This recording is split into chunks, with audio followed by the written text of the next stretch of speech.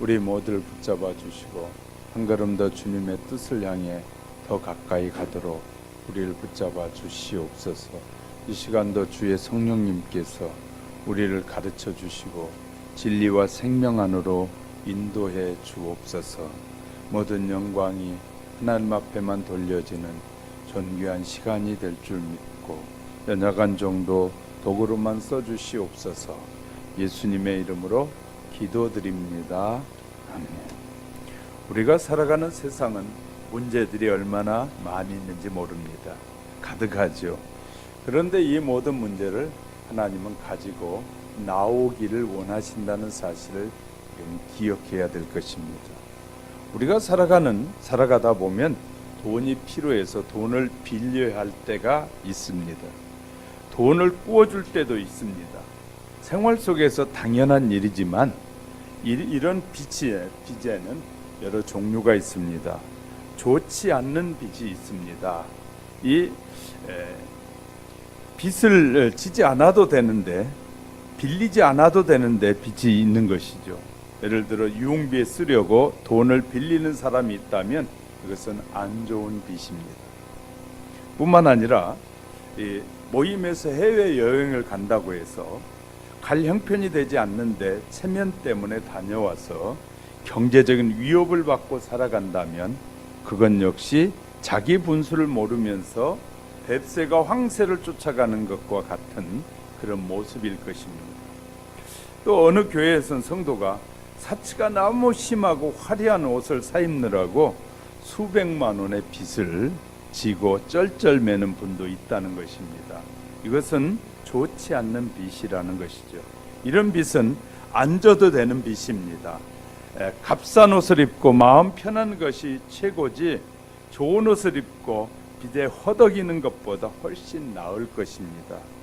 무절제한 빚은 무조건 지면 안 되는 것일까요?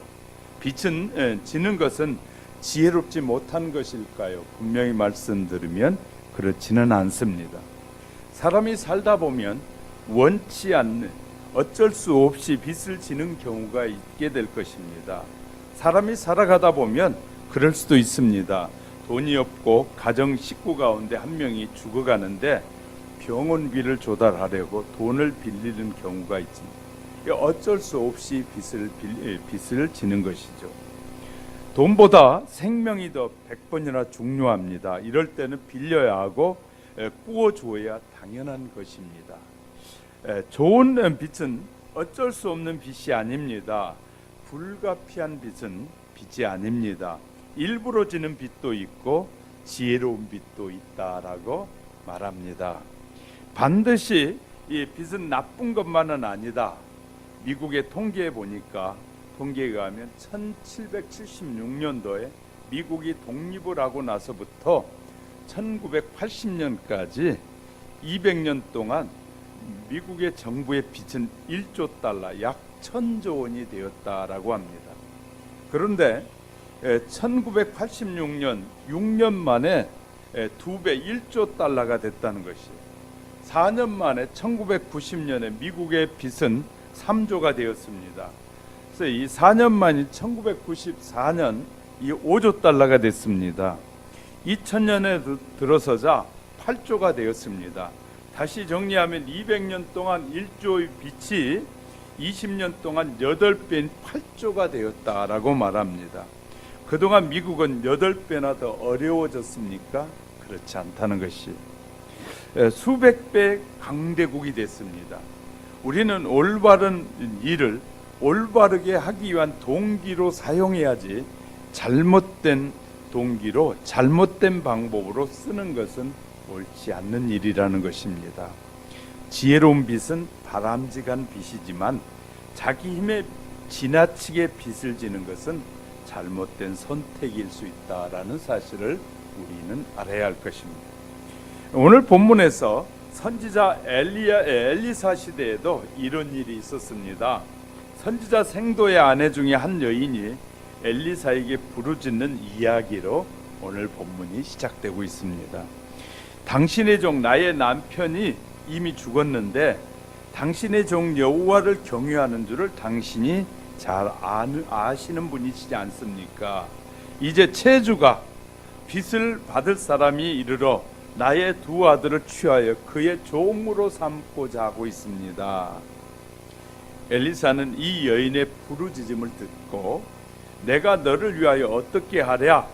내 집에 무엇이 있는지 내게 말해봐라 라고 합니다. 그 여인이 대답하기를 계집종의 집에 기름 한 병 외에는 아무것도 없습니다. 엘리사는 이웃집에서 그릇을 빌릴 수 있는 만큼 빌려오라고 합니다. 그리고 방문을 닫고 그 그릇에다가 한 병에 있는 기름을 부으라고 말합니다. 빌려온 그릇이 다 차고 넘치자 기름병의 기름이 흐르는 것이 멈추게 됩니다. 엘리사가 말하기를 너는 가서 기름을 팔아 빚을 갚고 남는 것으로 너와 내 아들과 생활해라. 이제 그 가정의 빚이 사라지자 그 가정에 얼마나 홀가분해졌을까요? 성경은 빚은 좋은 것이니 안 좋은 것이니 될 수 있는 대로 지지 말라라고 교훈하고 있습니다. 솔로몬도 이렇게 권면합니다. 잠언 22장 6절에서 7절에 보니까 마땅히 행할 길을 아이에게 가르치라. 그리하면 늙어서도 그것을 떠나지 아니하리라. 부자는 가난한 자를 주관하고 빚진 자는 채주의 종이 되느니라. 아이에게 마땅히 해야 할 일을 가르쳐라 라고 말하면서 그것이 지혜로운 것이다. 그리고 다음 말이 빚진 자는 채주의 종이 된다라고 우리에게 말해주고 있습니다. 성경을 통해서 마땅히 해야 할 일은 빚을 지지 않게 살라고, 나도 그러고 자녀에게도 빚지지 않는 삶을 살아야 된다.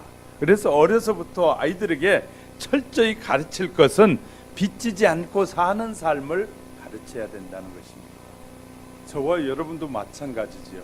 필요 없는 욕심 부리고 필요 없는 과욕 때문에 빚을 지고 그 사람의 체주에 종이 되는 어리석은 삶을 살아서는 결코 안 됨을 성경은 우리에게 말해주고 있습니다. 이런 사실들을 상고해가는 사이에 하나님께서 오늘도 저와 여러분에게 주시고자 하신 큰 은혜가 임하시기를 주님의 이름으로 축복합니다.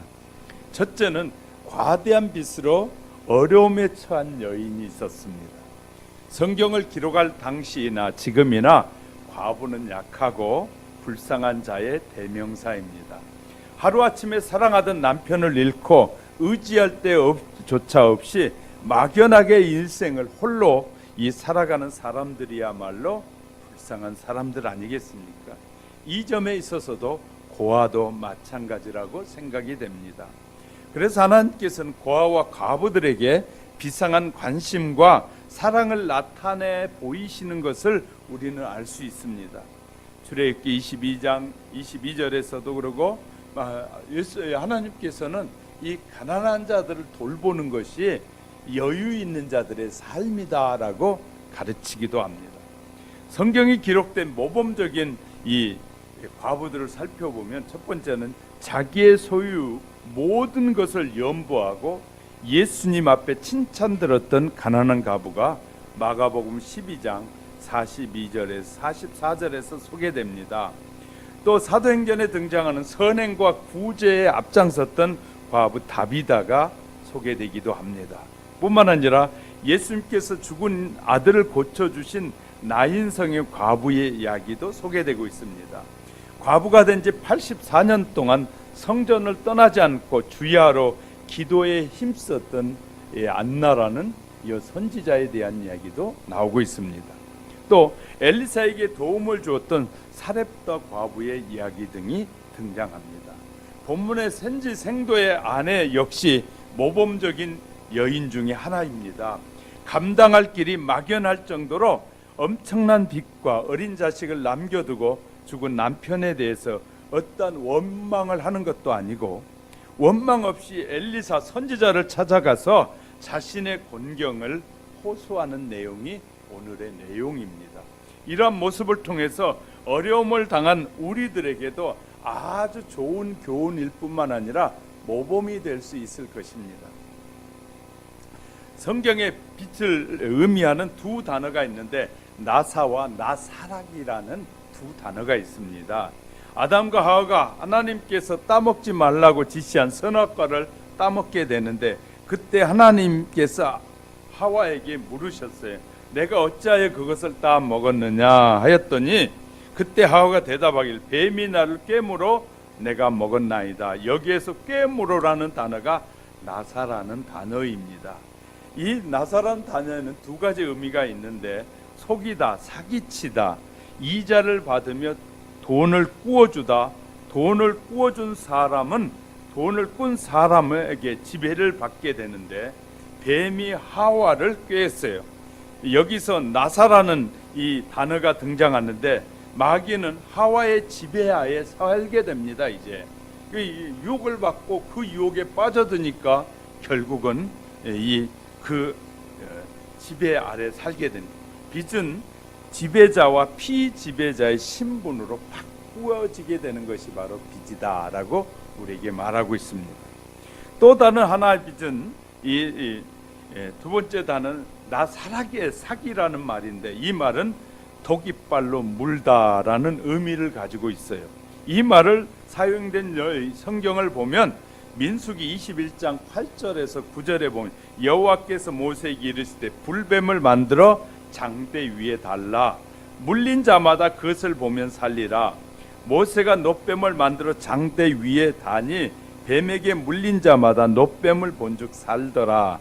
여기에서 성경적으로 보면 빚이란 뱀에게 물려서 뱀의 지배 아래 들어가는 것을 빚이다라고 말합니다. 빚은 뱀에게 물린 것인데, 나삭은 뱀의 지배를 받는다는 의미입니다. 나사는 이런 자를 지배받는다, 이런 사람에게서 지배를 받는다.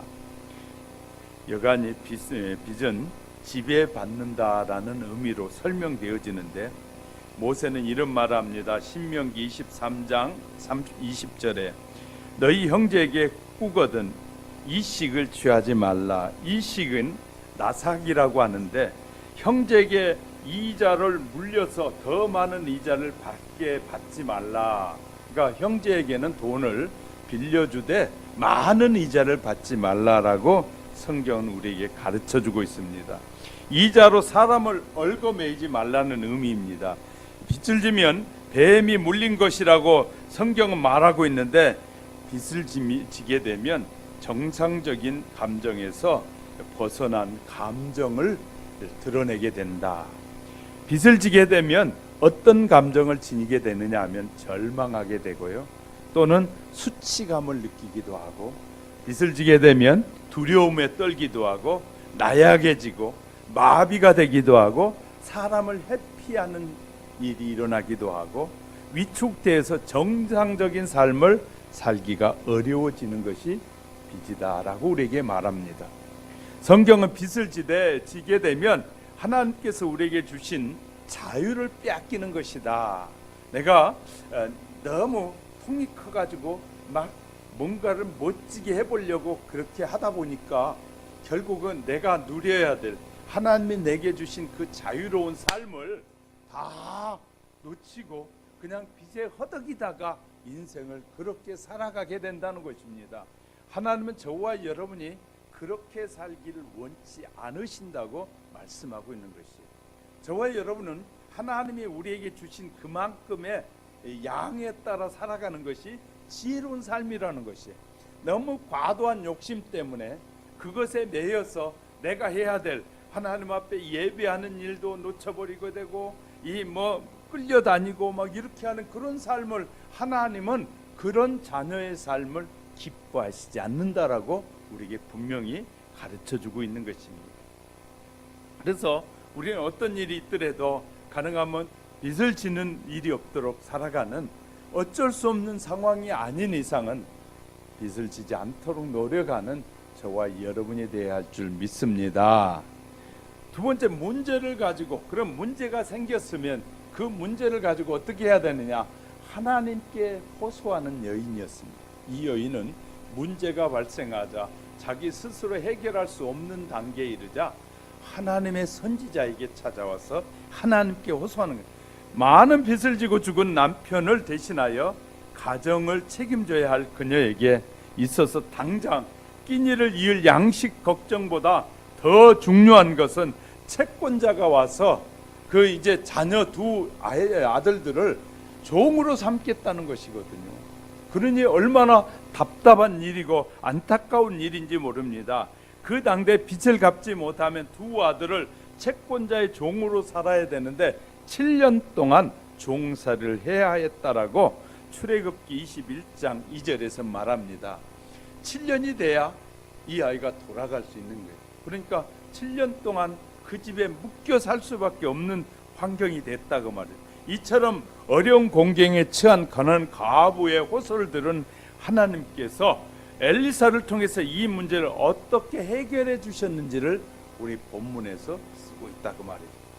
하나님께서는 선지자로 하여금 내가 너를 위해서 어떻게 해주면 만족하겠느냐.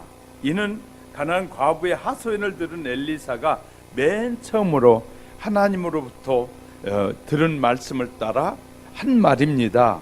이것은 다른 말로 설명하면 내가 원하는 것이 무엇이냐, 그것을 내가 다 이루어 주겠다라는 말인 것이에요. 뭐 어떻게 해주기 원하느냐. 예수께서 베데스다 연못가에 38년 된 병자가 있었습니다. 그 병자를 고쳐주기 위해서 제일 먼저 던졌던 예수님의 질문이 요한복음 5장 6절이니까 내가 낫고자 하느냐, 내가 낫고자 하느냐였습니다. 그때 이 38년 된 병자가 낫기를 원한다라고 말합니다. 낫기를 원했던 병자는 고침을 받아서 자리를 들고 걸어갔습니다. 인생의 여러 가지 고통스러운 문제에 봉착한 우리에게 너를 위해서 내가 어떻게 해주기 원하느냐라는 주님의 음성이 저와 여러분이 들려진다면 여러분의 문제는 해결될 것입니다. 할렐루야. 그러면서 두 번째 질문은 내 집에 무엇이 있느냐. 엘리사의 질문은 이제 구체적으로 가난한 과부에게 물어봅니다. 그러나 그녀의 가정에는 기름 한 병의 기름 외에는 아무것도 가진 것이 없었다는 것이에요. 보잘것없는 기름 한 병이 그녀의 전 재산이었습니다. 그러나 그 기름 한 병이 하나님의 기적을 산출해 낸다는 것을 우리는 기억해야 될 것입니다. 예수님의 손에 들려졌던 어린 소년의 이 정심, 보리떡 5개와 물고기 2마리, 어른이 하루에 먹고 한 끼 먹을 수밖에 없는 그런 음식이었지만 그것이 주님 앞에 드려지게 되니까 그곳에 모여있던 5,000명의 사람들이 먹고 남아서 12광주리가 남았더라라는 것을 우리는 보게 됩니다. 우리는 하나님 앞에 어떻게 살아가느냐 참 중요한 것 같아요. 제가 아는 어느 목사님의 그 성도님이 사업을 하다가 근 10억 가까이가 부도가 나서 이제 넘어가게 됐어요. 이분이 신앙생활 잘 했는데도 불구하고 하여튼 사업에 부도가 나서 이제 몇 달 후면 거의 청산을 해야 될 상황이 된 것이에요. 그러던 어느 날 목사님에게 찾아왔더랍니다. 목사님, 교회 차 바꾸셔야 되지 않겠습니까? 너무 오래돼서. 아니, 목사님 분명히 그 집사님이 어려운지 뻔히 아는데 지금 부도가 나서 회사 자체가 넘어가게 생긴 줄 뻔히 아는데 목사님 바꿔야 되지 않겠? 그리고 목사님이 이렇게, 아니 집사님 너무 어려운데 사업체 지금 뿌리기도 어려운데 무슨 소리요? 그랬더니 그 집사님, 목사님 이왕 무너질 거 내가 하나님 앞에 해놓고 무너지는 것이 훨씬 더 지혜로운 방법 같아요. 그렇게 말하더라고요. 그래서 차도 새로 바꿔주고 교회 차도 바꿔주고 교회에 필요한 물품들을 몇 가지 다 해주고 나서 이제 부도를 맞더라도 마지막 정리를 그렇게 하겠다고 하죠. 하나님은 그런 믿음의 사람들을 하나님은 무너뜨리게 하는 것이 아니라 그분이 다시 일어섰어요. 그리고 얼마나 주님께 헌신하고 사는지 몰라요. 하나님은 마지막 순간에 무너지는 순간에도 하나님을 바라보는 자, 하나님을 생각하는 자, 하나님을 의지하려고 하는 사람은 하나님이 다시 일으켜 세워주신다는 사실을 배우게 되는 것입니다. 자, 이제 세 번째 질문합니다. 밖에 나가서 모든 이웃에게 그릇을 빌려오라. 가진 것이라고는 기름 한 병밖에 없는데 대답을 들은 엘리사가 말합니다. 이웃에게 가서 빈 그릇을 다 빌려오라. 그래가지고요, 빈 그릇을 다 믿음으로 빌려왔어요. 그리고 이제 너는 안에 들어가서 너희 두 아들과 함께 그 기름병에서 그 기름을 다른 그릇에다 다 담으라고 말하잖아요. 우리가 들으면 참 선지자를 보면서 웃을 것 같아요. 아니, 빈이 겨우 기름이 병 한 병인데 수많은 그릇을 빌려다 놓고 거기에다 부으라 그러니 말이 되겠어요? 우리는 우리의 이성으로는 하나님의 기적을 다 헤아릴 수 없어요. 그런데 많은 사람들은 이성으로만 자꾸 생각하려고 해요. 하나님은 우리에게 우리가 할 수 없는 일을 하시는 분이라는 사실을 놓칠 때가 얼마나 많이 있는지 모릅니다. 하나님은 그의 사랑하는 자녀들을 돕고 싶어하고 사랑하는 자녀들이 비참한 인생을 살길 결코 원하지 않아요. 하나님은 하나님을 신뢰하고 믿는 자에게는 반드시 그 믿음의 대가를 주시는 하나님이세요. 할렐루야. 그런데 우리가 하나님을 향한 믿음이, 주님을 향한 믿음이 옳지 않을 때가 얼마나 많이 있는지 몰라요. 비웃어요. 내 마음에 안 드는데, 내 생각대로 안 되는데, 그 하나님이 지금까지 내가 얼마나 했는데, 자기가 하나님 앞에 한 것들을 공로를 드러내면 하나님은 공로신앙에는 기적을 베풀지 않으셔요. 하나님, 내가 이렇게 했는데, 얼만큼 기도하고 살았는데, 얼만큼 내가 충성하고 살았는데, 나의 삶을 하나님 앞에 공로를 드러내는 것은 기적을 방해하는 어리석은 일이에요. 하나님은 우리가 끝까지 이 모든 것이 지금까지도 하나님의 은혜였고 앞으로도 하나님의 은혜일 것이라고, 할렐루야, 고백하는 것이 믿음이에요. 하나님, 지금까지도 살아오게 하신 것도 하나님의 은혜였고 앞으로도 하나님께서 변함없이 하나님이 채워주실 걸 믿는 것이 믿음인 것이거든요. 우리의 이생적인 믿음은, 보이는 믿음은 무너지지만 보이지 않는 하나님을 의지하는 그 믿음은 우리와 관계를 영원히 이어가는 관계예요. 끈의 관계예요. 할렐루야. 저와 여러분에게는 이런 믿음이, 하나님을 향한 이런 믿음이 우리 안에서 자꾸 생겨나요. 세월이 가면 갈수록 하나님의 말씀을 믿고 자라가는 저와 여러분의 믿음은요, 세상적인 끈의 그런 관계의 끈이 아니라 하나님과의 관계의 끈은 보이지 않지만 하나님이 영원히 나와 함께 끈을 잇고 가시는 하나님이심을 믿는 믿음이 자꾸 일어나야 돼. 할렐루야. 그런 믿음을 가지셔야 돼. 하나님은 나를 만드시고 창조하신 하나님은 나를 결코 버리지 않으 하신다. 결코 외면하지 않는다. 내가 그런 하나님을 신뢰하는 이상 하나님은 나의 신뢰를 전혀 배제하지 않으신다는 사실을 우리가 아는 것이 중요합니다.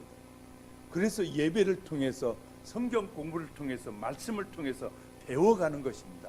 이런 것들이 내 마음속에 기록되어지고 기억되어지고 믿음이 되게 하도록 우리는 하나님, 그런 믿음을 주세요, 그런 믿음으로 살아가게 해달라고 기도하는 것이 너무너무 중요해요. 할렐루야. 그녀는 하나님의 능력을 믿었기에 의심하지 않고 빌릴 수 있는 것 마음껏 빌려다 빈 그릇을 빌려왔습니다. 그 빈 그릇의 수요는 그녀의 믿음의 분량인 것이. 예를 들어 더 많이 빌릴 수도 있었는데 이 정도면 됐지 하고 포기할 수도 있고, 하여튼 이 여인의 믿음의 분량대로 하나님이 우리에게 말씀하실 때 우리의 믿음의 분량이 어떤 믿음을 가졌느냐에 따라 그 인생이 달라질 수 있다는 사실을 기억하셔야 될 것입니다. 믿음의 분량을 의미하는 것인데 하나님께서 준비한 만큼 채워주시는, 하나님은요, 잘 보세요, 허튼데 버리시는 하나님이 아니에요.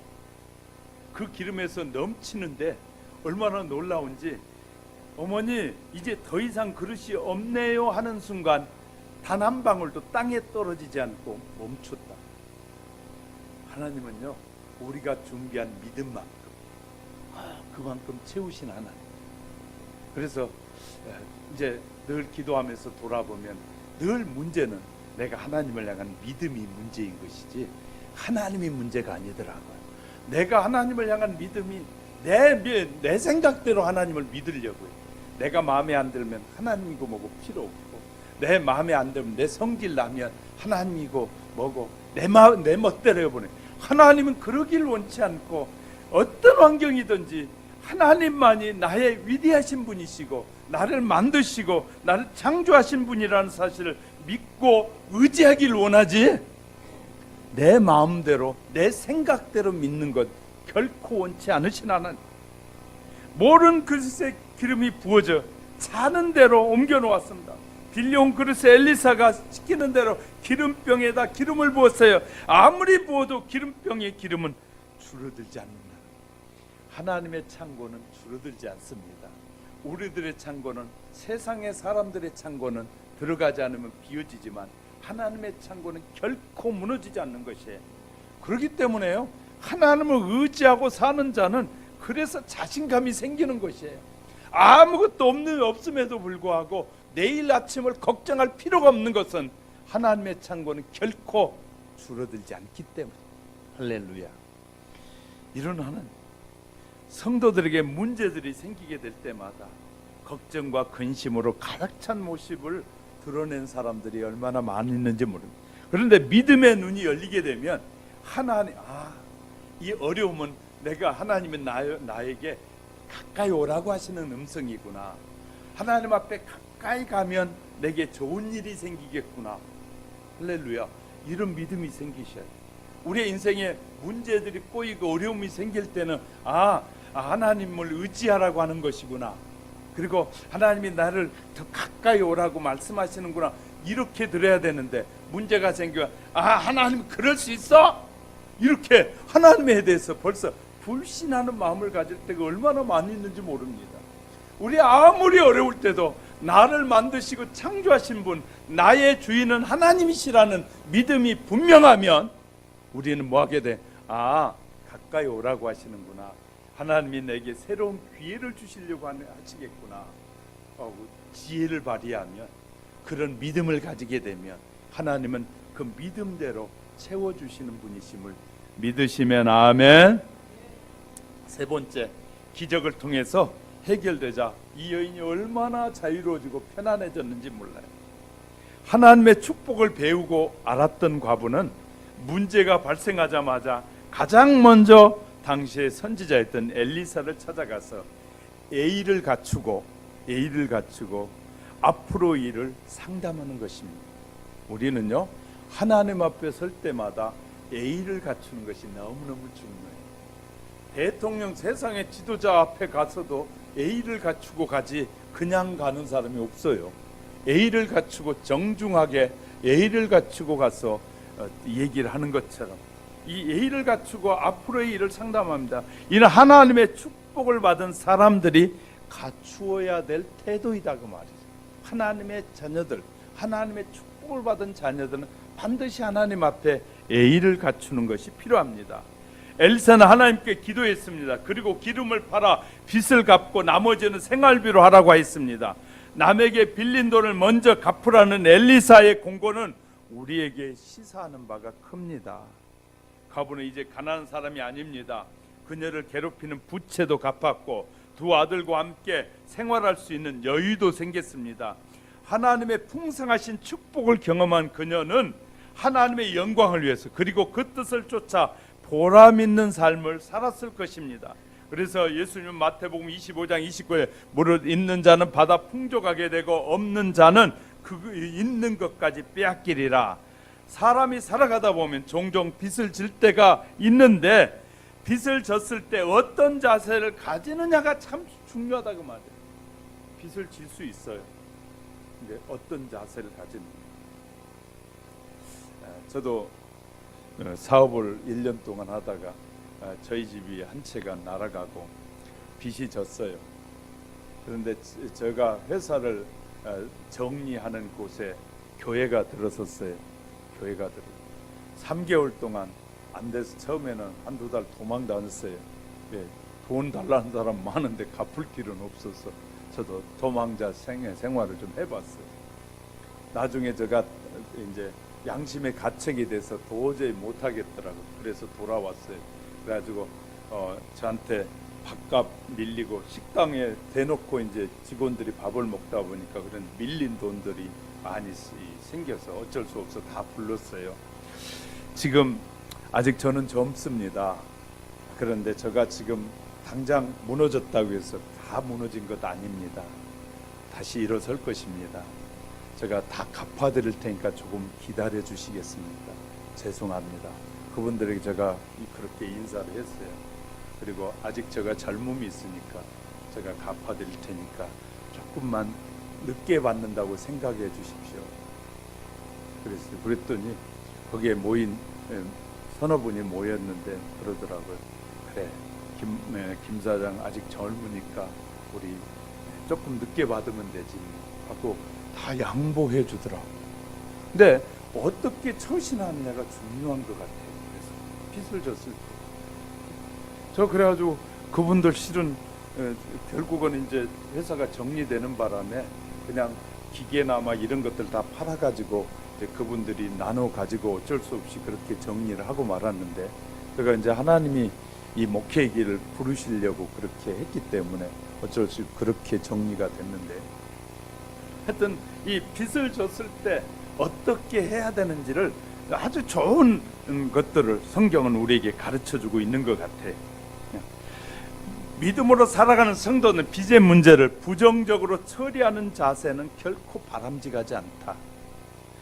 빚에 대하여 어떻게 생각하는 것이 부정적인 자세일까요? 첫째는 도피하는 것입니다. 빚을 지고 도망가는 사람들이 종종 있어요. 외국에 가서 보면 빚을 지고 도망쳐 나와서 사는 사람들이 외국에 종종 있더라고요. 다른 사람을 못 살게 하고 난 후에 살아가는 그 자세는 매우 안 좋은 사람의 모습입니다. 그 사람도 돈을 벌고 또 다른 사람 빌려줄 때까지 나에게 정말 좋은 인상이 있었기 때문에 나에게 빌려줬을 거 아니겠어요? 그런데 그분들을 무시하고 도망가 버리고 하는 것은, 도피하는 것은 결코 좋은 모습이 아니다. 부정적인 방법이다. 자살하는 경우를 봅니다. 빚을 지고 나서 갚을 길이 없다면서 자살해버린 사람들, 우리 주변에서 흔히 볼 수 있는 사건들이지 않습니까? 일가족이 함께 죽음을 택하는 경우도 있습니다. 텔레비전에 가끔, 요새 텔레비전에 잘 나오는 그 친구는 수십억의 빚을요, 계속해서 방송에 나와서 연예인을 하면서 성실하게 갚아가더라고요. 한 10년 되니까 수십억의 빚을 다 갚았다고 그런 방송을 가끔 들을 때가 있어요. 그러니까 그런 사람들은 또 옆에서 도와주더라고요. 그렇게 빚이 졌는데 그 빚을 갚으려고 노력하니까 옆에서 막 도와줘서 그 일을 해결하는 사람들도 있더라고요.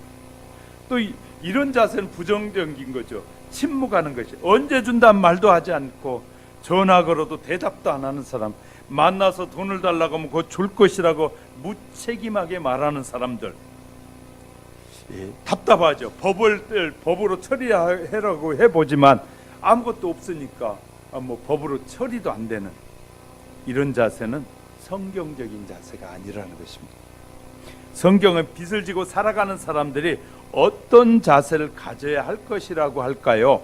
시편 37편 21절에 보니까 악인은 꾸고 갚지 아니하나 의인은 은혜를 베풀고 주는도다.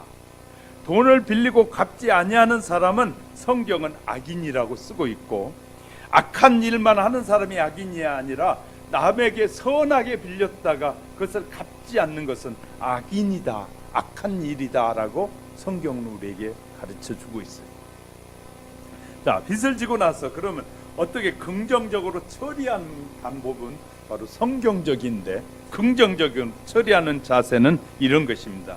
시간과 금액을 적당히 정해서 솔직하게 말하고 이렇게 조금씩이라도 어떻게 갚겠습니다, 대안을 말하는 사람, 이것이 성경적인 사람이다. 그래서 성실하게 체주와 상의하는 것이 좋습니다. 자기 능력을 솔직하게 말하고 한 달에 얼마씩이라도 이렇게 하겠다고 기간을 정하고 확실하게 먼저 처리하겠다라고 말하는 것이 성경적인 사람입니다. 빚을 통해서 두 번째는 신용을 다시 회복하는 것입니다.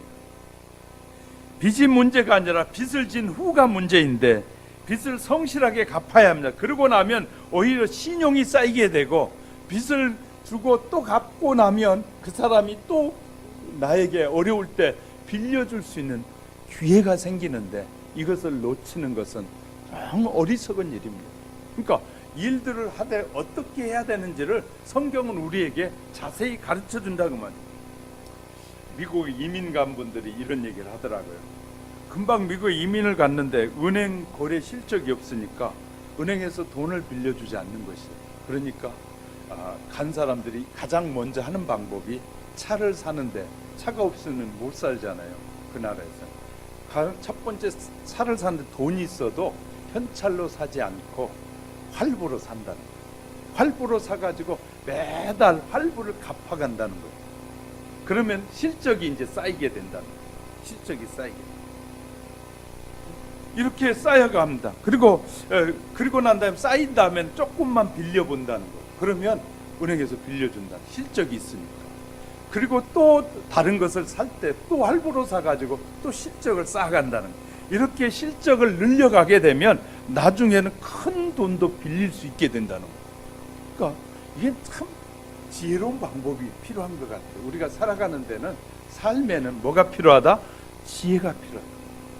이렇게 쌓여가면 나중에 큰 빚도 쉽게, 그러나 한번 신용이 떨어진 사람은 다시는 그 신용을 회복할 수 없으면 그 사람에게 다시는 돈을 빌려줄 수가 없게 되는 거 아니에요. 필요한 것이. 세 번째는 오해받지 않게 지혜를 오해한다는 거예요. 빚을 다 갚지 못했는데 또 돈을 쓸 일이 생길 경우도 있어요. 불가피하게 집을 사야 어쩔 수 없이 빚은 더 적게 갚았는데 또 내가 집을 사야 될 그런 경우가 생길 경우, 또 해외여행을 가야 될 경우, 그런 경우가 생겼을 때는 돈을 갚아야 할 분에 찾아가서 이러이런 일 때문에 불가피하게 가게 됐으니까 돈을 안 갚으려는 것이 아니니까 양해해달라고 이렇게 사전에 얘기할 때 그 사람과의 관계가, 신뢰 관계가 쌓여진다. 할렐루야. 내 돈 가지고 내 마음대로 가는데 왜 지가 잔소리해? 빚 갚아주면 될 거 아니야? 이렇게 말하는 사람들이 참 많더라고요.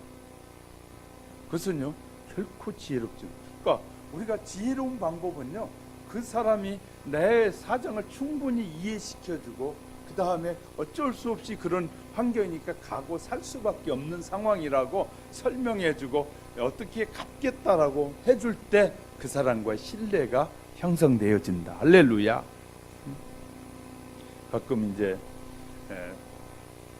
노예나 이제 목사님들끼리 어디 가야 될 때가 있잖아요. 그러면 여행을 해야 될 때가 있거든요. 그러면 여행을 이제 계획을 세워서 갑시다 하고 가게 되는데, 그런데 놀라운 것은요, 돈이 없어 못 가겠다는 거예요. 돈이 없어서. 그러면 이제 막 여기에서 지원받고 저기서 지원받아가지고 이제 후원을 해줘요. 후원해줘가지고 이제 여행을 갔는데, 놀라운 것은 물건을 사는데 세상에 여행비보다 몇 배의 물건을 사기 시작하는 거예요.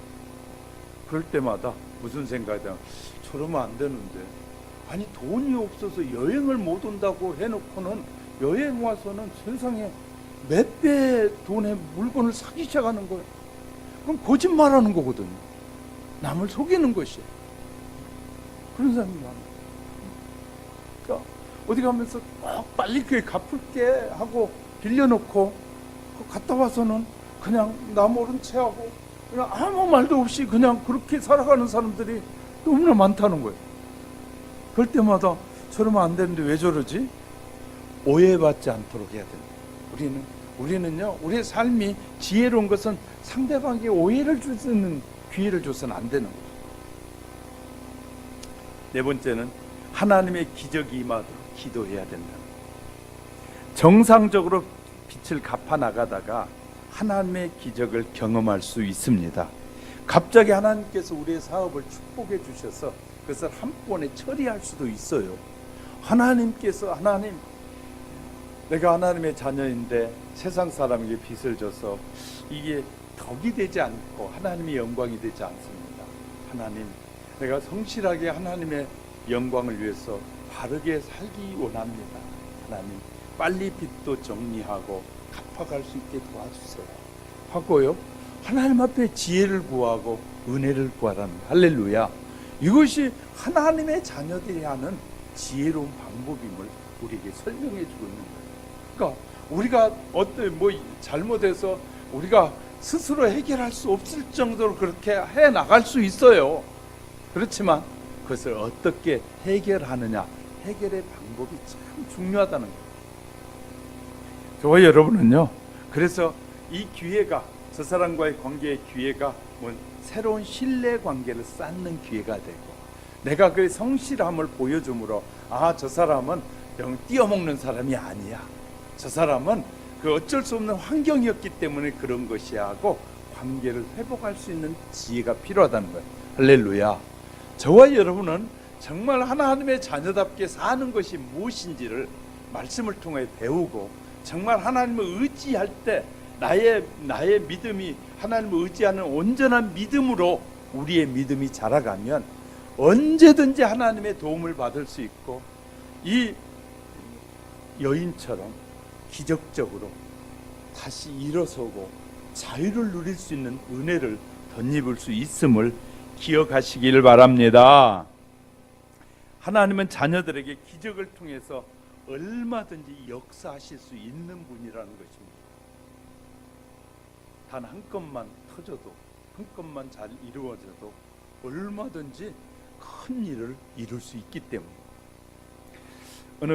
제가 잘 아시는 목사님이신데, 부흥 강사님이신데, 어느 교회를 갔더니 그 교회 가서 들었던 얘기를 들려줬는데, 언양에 있는 장로교회를 섬기는 귀한 장로님을 만났다라고 얘기하더라고요. 그게 부흥에 갔더니 그 장로님이 맨 앞에 앉아가지고 은혜를 사모하고 은혜 받고자 하는 마음이 강하더랍니다. 그래서 설교 첫 시간부터 설교하면서 굉장히 인상에 남았는데, 그런데 또 놀라운 인상은 그분이 누님은 맹인이라는 사실을 알았어요. 장로님이. 그래서 이제 예배가 마치고 식사하는 중간에 물어봤답니다. 장로님은 이 정상적일 때 이 장로가 됐습니까? 맹인이 된 다음에 장로가 됐습니까? 라고 물어봤대요. 그랬더니 그 장로님이 대답하다, 나는 맹인이 된 다음에 장로가 됐습니다. 아니, 어떻게 상당히 큰 교회인데 맹인인 당신을 장로로 세운 것이 참 기특한 생각이 들어서, 어떻게 된 것인데 어떻게 맹인이신 당신은 장로님이 되셨습니까? 그랬더니 이분이 이렇게 설명하더랍니다. 제가 일찍이 토목 사업을 시작해서 건물을 짓는데, 하루는 이 건물을 짓는데 사람이 찾아와서 자기에게 빌딩을 하나 지어주라고 하면서 하는 말이, 딱 지어놓으면 내가 현찰 딱 줄 테니까 현찰 딱 주고 받자 라고 얘기하더랍니다. 그러면서 설계도 땅을 보여줘서 그 땅에다 설계도를 만들어 가지고 얼마 됩니다. 그랬더니 그분이, 그러면 건물을 빨리 지으면 완공되면 바로 돈을 빼서 내가 당신에게 주겠어요. 그래서 열심히 건물을 지었다면, 빌딩을 딱 지어놓고 완공이 딱 되고 났는데 이 양반이 갑자기 안 나타납니다. 난리가 난 거죠. 몇 달 동안 안 나타나는데 자기는 또 돈을 빌려가지고 건물을 지었는데, 이거 돈을 줘야 갚는데 막 이 사람들이 자기 집에 찾아와서 돈 내놓으라고 막 아우성치고 난리가 났는데, 이분은 그냥 그분들에게 사정하고 조금만 기다려 주시면 제가 열심히 빨리 갚겠습니다 하고, 아무리 얘기해도 몇 달이 지나니까 은행의 빚도 막 이자가 늘어나는데 감당할 수 없게 돼. 그런데도 불구하고 그분들에게 설명을 하고 어느 날 잠이 들어 아침에 눈을 떴는데 이상하게 아무것도 안 보이더라고요. 그래서 병원에 갔더니 스트레스로 인해서 눈이 멀어버린 것이죠. 두 눈이 멀어. 그래서 하나님의 전에 와서 울면서 하나님, 사업을 해서 갚아도 빚을 갚아도 다 못 갚는데 이렇게 맹이 됐으니 어떻게 하란 말입니까? 하고 하나님 앞에 통곡을 하면서 부르짖고 호소를 했다. 그렇게 기도하는 사이에 하나님께서 자기에게 이런 마음을 줘. 너희 아내와 함께 그 사업을 계속해라 그러시더라고요.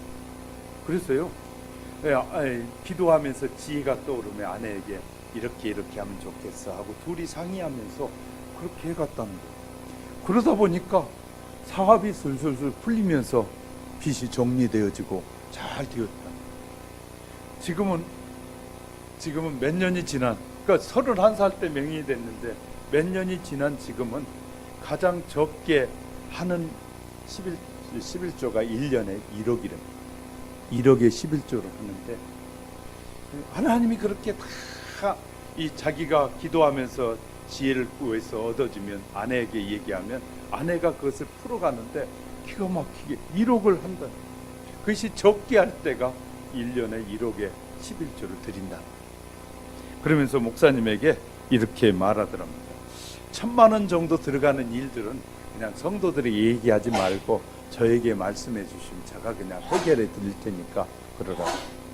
그러면서 이분은 그때부터 저녁에 와서 기도하던 그가 이제 새벽 3시면 목사님도 오기 전에 자기는 교회 가서 자기가 먼저 불 켜놓고 또 이제 일을 할 수 없고 맹인이 됐으니까 하나님 앞에 기도, 하나님 지혜를 주셔서 사업을 어떻게 해야 될까, 어떻게 펼쳐가는 것이 승리의 비결인지 가르쳐 주세요 하고 하나님 앞에 새벽 3시만 되면 나가서 기도하는 장로가 됩니다. 그가 하나님 앞에 헌신하고 기도하는 장로가 되니까 온 교우들이 그분이 맹임에도 불구하고 우리 교회 장로로서 조금도 손색이 없다고 만장일치로 해가지고 그 교회 장로가 되었다고 말합니다. 그런데 그가 가장 잘하는 일은 이 전도를 잘하는데, 언양 지역에 문제가 있는 사람이 있으면 다 나를 만나게 해주세요. 자기를 만나면 그 지역에 있는 사람들이 안 믿는 사람도 예수쟁이를 만든다는 거예요. 어떻게 설득을 했어든지.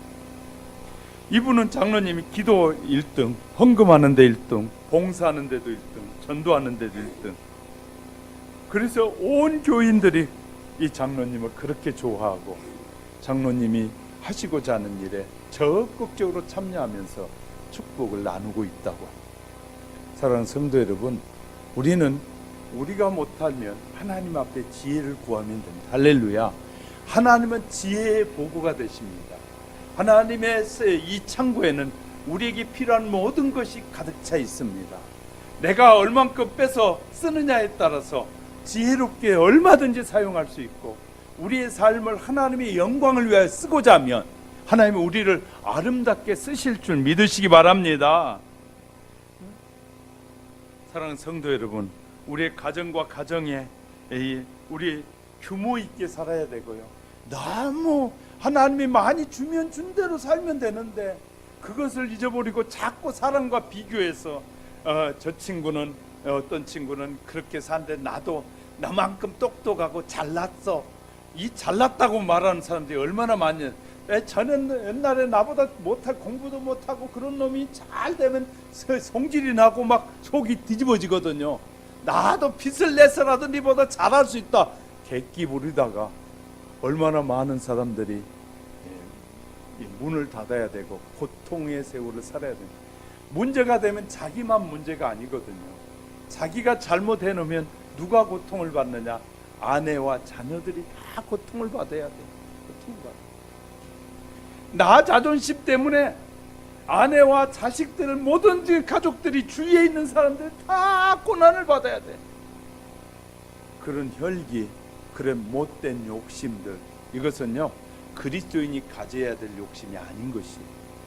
하나님의 자녀들은 하나님이 준 것에 늘 감사하면서 하루하루를 살아가면서 준 만큼 더 풍성하게 누리며 살면 되는 것인데, 없는 것까지 그냥 갓끌어다가 이렇게 해가지고 얼마나 많은 사람들에게 이 아픔을 주고 상처를 주는지 몰라요. 사랑하는 성도 여러분, 우리가 또 우리에게 아픔을 주는 사람들도 있잖아요. 하나님 그들을 축복해 주시고 불쌍히 여겨달라고 기도해야 돼요. 하나님 그들을 축복해 주세요. 내게 아픔을 주고 상처를 줬지만 하나님이 그들을 불쌍히 여겨주세요.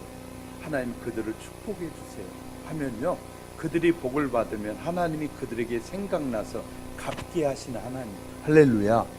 저놈이 내 돈 띄어먹었어 죽일러, 그렇게 말하지 말고 하나님 그를 불쌍히 여기시고 그를 축복해 주세요. 그가 그 사업에서 일어서게 해주세요 하면요, 그 다음에 깨닫게 하고 바르게 세우는 것은 하나님이 하신다니까요. 할렐루야. 저와 여러분이 부자일 때가 해야 될 일이 있고 가난해졌을 때도 해야 될 지혜가 필요한 것이에요. 그래서 우리는 성경은 모든 하나님의 자녀들은 지혜롭게 살라고 말합니다. 할렐루야. 저와 여러분 지혜롭게 살면 그 지혜를 통해서 축복이 다시 내게로 돌아오게 되는. 할렐루야. 우리는요, 한 본문의 말씀을 통해서 이렇게 좀 정리해 보려고 합니다. 우리가 살아가다 보면 빚의 문제가 아니라 갚을 수 있는 능력이 있느냐 없느냐가 문제입니다. 갚을 수 없을 때는 하지 말아야 돼요. 줄여서 해야 되고요. 적당히 할 줄 알아야 되는 것이죠. 잘 되어가고 있고 빚이 줄고 있습니다. 이렇게 우리는 조정할 줄 알아야 돼. 빚이 하나님을 만나는 기회로, 하나님과 신뢰를 쌓아가는 기회로, 또 기적을 경험하는 기회로 만드는 것이 우리에게는 필요한 것이에요. 할렐루야. 그런 믿음의 사람, 하나님이 부어주시면 그것을 빼앗아갈 자가 없고 하나님이 빼앗아가면 우리에게 부어줄 자가 없는 것이에요. 할렐루야. 그러니까 하나님의 손 안에 있으면 우리는 아셔야 돼요. 아무리 저 사람이 도와주고 싶어도 도와줄 수 없는. 제가 사업할 때요, 제가 그때는 총각이었거든요. 25살 총각에 사업을 했는데 집이 몇 채인 이 아주머니들이 우리 회사에 와서 일을 했어요. 제가 성실한 걸 알고 그분들이 집을 팔아서라도 도와주고 싶어 하더라고요. 그런데 딱 한 가지 걸리는 게 뭐냐면 결혼하지 않는 사람이라. 총각은 못 믿는다. 그때 일찍 결혼했으면 아마 또 달랐을 것 같아요. 그런데요, 그분들이 그런 얘기를 하더라고요. 저한테. 사장님이 총각만 아니면 내가 집을 팔아서도 밀어주고 싶은데 총각인 것이 흠이에요. 저한테 웃으면서 그래요. 그때 제가 느낀 것이 있어요. 그래, 내가 정말 사람들과의 관계에서 신뢰를 바르게 쌓아가는 것이 얼마나 중요한지. 그리고 저희 직원들이 떠나면서 사장님이 사업을 하면 일하던 곳에서 있다가도 언제든지 올 테니까 사업을 시작하면 연락만 주세요. 그러면서 헤어졌어요. 그리고 다시는 사업을 하지 못했지만 하여튼 하나님은 우리가 어떻게 처신하느냐가 참 중요하다. 망해도, 우리가 부도가 나서 망하더라도 어떻게 망하느냐에 따라서 다시 일어설 수 있느냐 서지 못하느냐는 우리의 처신에 달려있다. 또 성경적으로는 믿음에 달려있다. 할렐루야. 내가 어떤 믿음을 가지고 살고 있느냐, 어떻게 하나님을 바라보고 있느냐, 하나님을 어떻게 알고 있느냐. 정말 하나님이 좋으신 분이고 하나님이 내 문제, 인생의 문제를 해결해 줄 수 있다라고 확실히 믿는다면 우리는 내 생각대로 생활해서는 안 되고 하나님의 말씀 안으로 들어오셔야 돼. 할렐루야. 하나님의 말씀에 100% 순종해야 돼요. 하나님은 순종하는 자에게 은혜를 주시고 하나님은 믿음으로 살려는 자에게 살 길을 열어주셔요. 할렐루야. 우리 모두 2019년도에는 일어나고 살아나는 역사가 있기를 주의 이름으로 축복합니다. 안 되는 일이 되어지는 역사가 있기를 축복합니다. 불가능해서 가능성으로 나가는 우리 하영교회 성도 여러분이 되시기 바랍니다.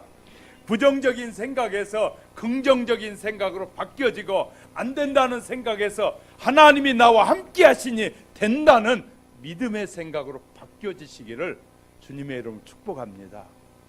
한 여인의 고백을 통해서 우리 자신을 더욱 믿음을 업그레이드하는 지혜로운 우리 모두가 되어질 수 있기를 주님의 이름으로 축복합니다. 기도하겠습니다.